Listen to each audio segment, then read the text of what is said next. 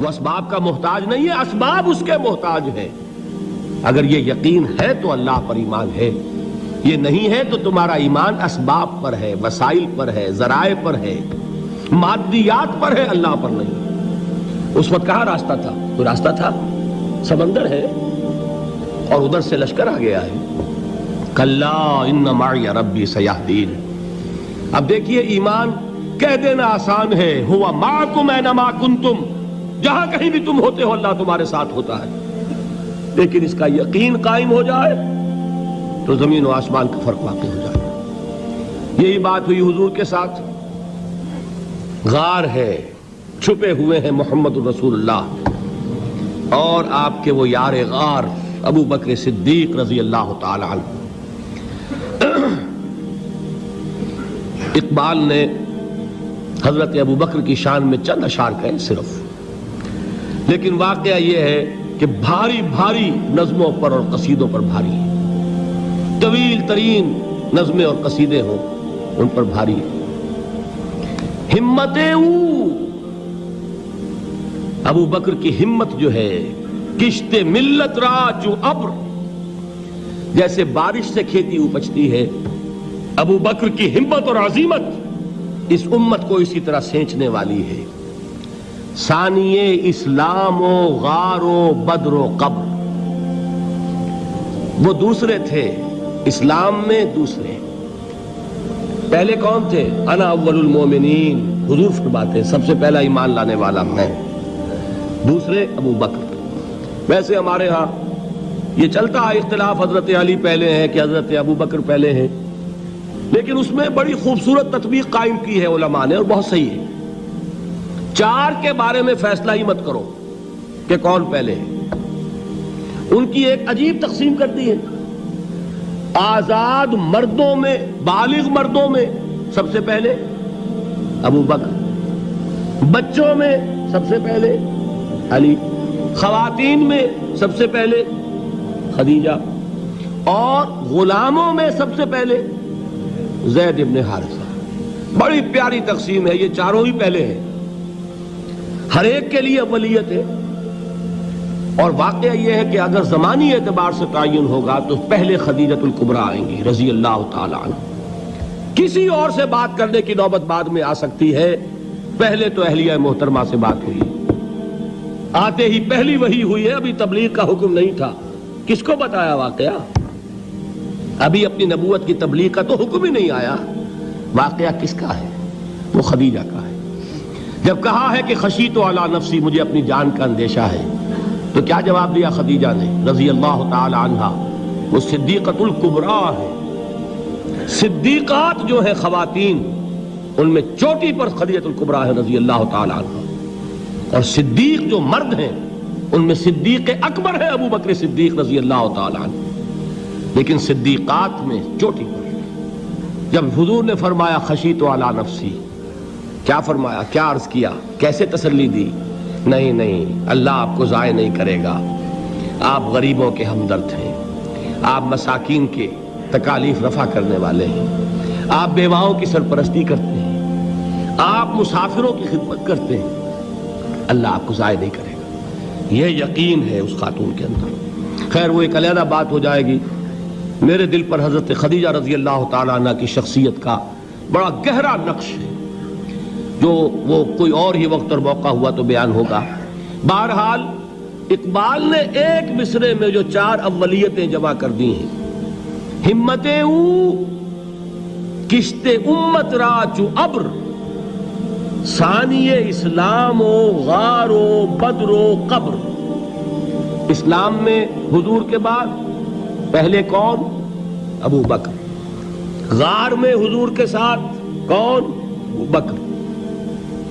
بدر کی رات اللہ کا رسول سر بسجود، وہ گھاس پھوس کی جو جھوپڑی بنائی گئی تھی، اور وہاں تلوار ننگی لے کر پہرا دینے والا کون؟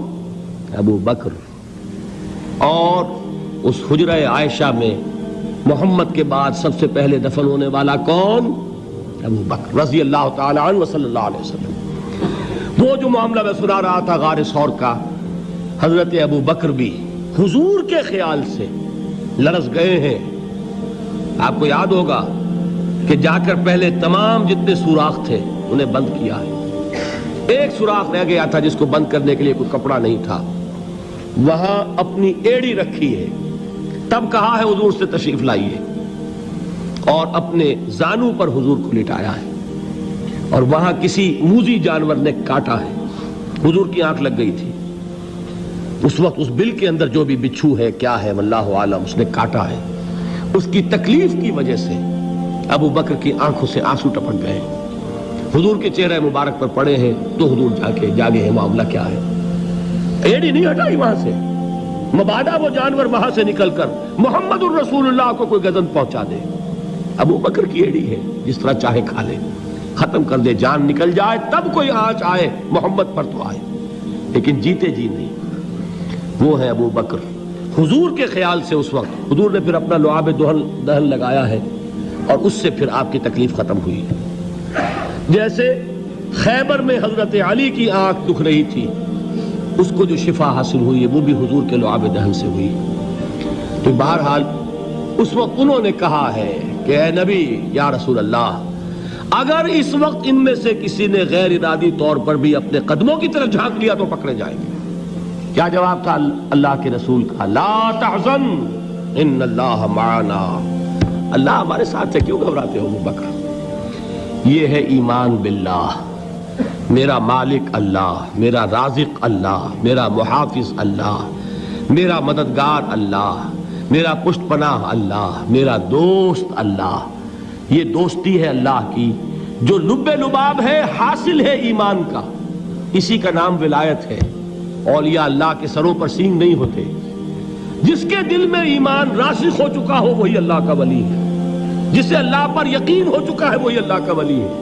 جسے یقین ہے اللہ میرے ساتھ ہے, میرا مددگار, میرا پشت پناہ, میرا ساتھی, میرا دوست, میرا محبوب, میرا محب.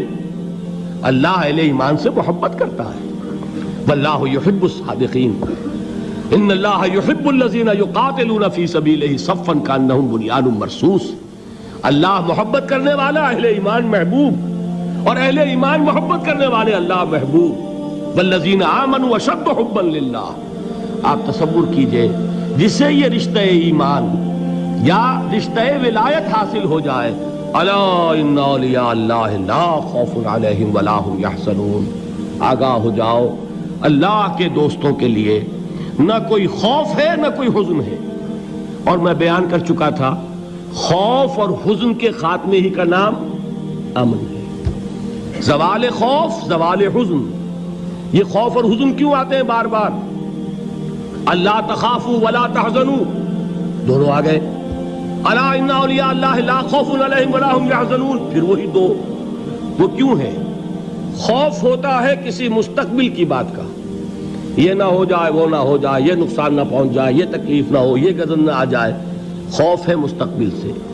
حزن ہے یہ کیوں ہوا, یہ نہیں ہونا چاہیے تھا, یہ میرا فلاں چیز میرے ہاتھ سے جاتی رہی ہے, فلاں موقع نکل گیا, اب بیٹھے ہوئے ہیں اندر ہی اندر کوڑ رہے ہیں, صدمہ ہے اور رنج ہے.